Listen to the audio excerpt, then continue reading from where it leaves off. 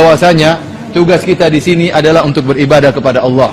Kata Allah Subhanahu wa taala, "Wa ma khalaqtul jinna wal insa illa liya'budun, ma uridu minhum min rizqin wa ma uridu an yut'imun, innallaha huwar razzaqu dzul quwwatil matin." Kata Allah, tidaklah aku ciptakan jin dan manusia kecuali untuk beribadah kepadaku. Aku tidak minta rezeki kepada mereka dan aku tidak minta mereka memberi makan kepadaku. Innallaha huwar razzaq. Justru Allah yang beri rezeki.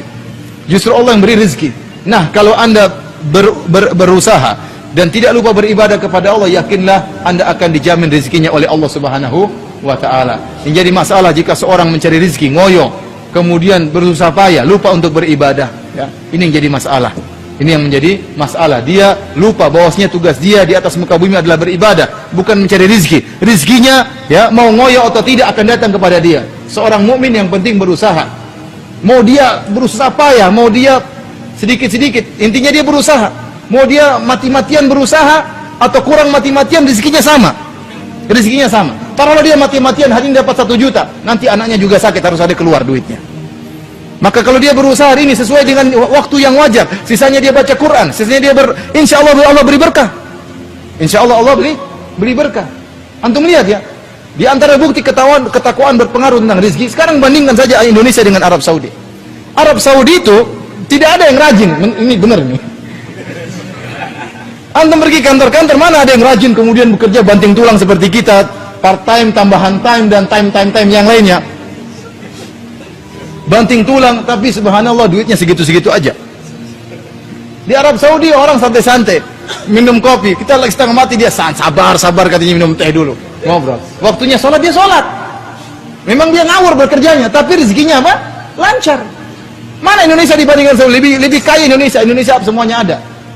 Minyak bumi ada, gas bumi ada, hutan ada, semua diekspor, bahkan perempuan pun juga diekspor jadi TKW. Saking banyak yang diekspor. Tapi tidak kaya-kaya, kenapa? Kurangnya takwa saja. Supaya anak kasih keyakinan sama antum bahwasanya takwa itu berpengaruh dalam masalah rezeki. Allah yang mengatakan, "Wa may yattaqillaha yaj'al lahu makhraja." Barang siapa yang bertakwa, Allah berikan jalan solusi. Wa yarzuquhu min haitsu la yahtasib. Dan Allah berikan rezeki kepada dia dari arah yang dia tidak sangka-sangka. Maka antum berusaha, antum bekerja, waktunya sholat, ya. Dan saya sampaikan kepada antum, Allah memuji dalam Al-Quran. Allah tidak memuji orang yang di masjid terus, yang baca Quran terus, yang zikir terus, tidak. Tapi yang Allah puji orang yang berdagang, orang yang bekerja, yang bertransaksi, tetapi jika datang panggilan Allah, dia sholat. Kata Allah Subhanahu wa taala, antum catat ayat ini biar antum tidak lupa-lupa, ya. Jangan sedih jadi pedagang, ya. Masuk surga tidak harus jadi ustaz. Dalam surat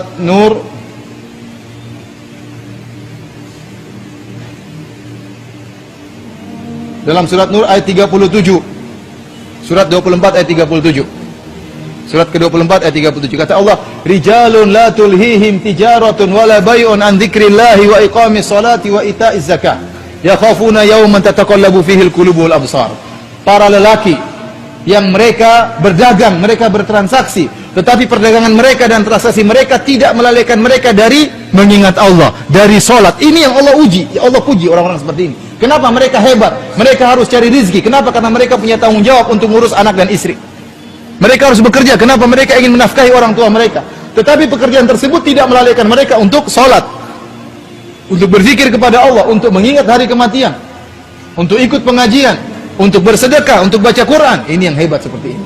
Ini yang Allah puji. Maka saya katakan, Allah tidak memuji orang di masjid terus baca Quran terus nggak pernah bekerja. Tidak, ini tidak pernah disebut dalam Al-Quran. Justru sebaliknya, Allah memuji orang yang bekerja, namun pekerjaannya tidak melalaikan dia dari apa? Dari mengingat Allah Subhanahu wa taala. Dan husnudzon kepada Allah. Allah tidak akan biarkan kita kalau kita bertakwa kepada Allah. Antum dulu waktu dalam perut, siapa yang kasih rezeki? Antum nggak bisa apa-apa dalam perut, Allah sudah kasih rezeki. Sampai 9 bulan Allah kasih rezeki melalui ibu antum. Setelah itu antum keluar bayi, nggak bisa apa-apa, cuma bisa menangis. Tahu-tahu Allah beri rezeki dengan air susu dari ibu antum. Tahu-tahu Allah sudah latih bagaimana cara menyusu dari ibu antum. Allah yang latih, sudah tahu, tiba-tiba sudah bisa. Allah kasih rezeki. Kemudian Allah kasih rezeki sampai ente besar, sampai kuliah, sampai lulus. Tahu-tahu takut, jangan-jangan saya nggak dapat rezeki.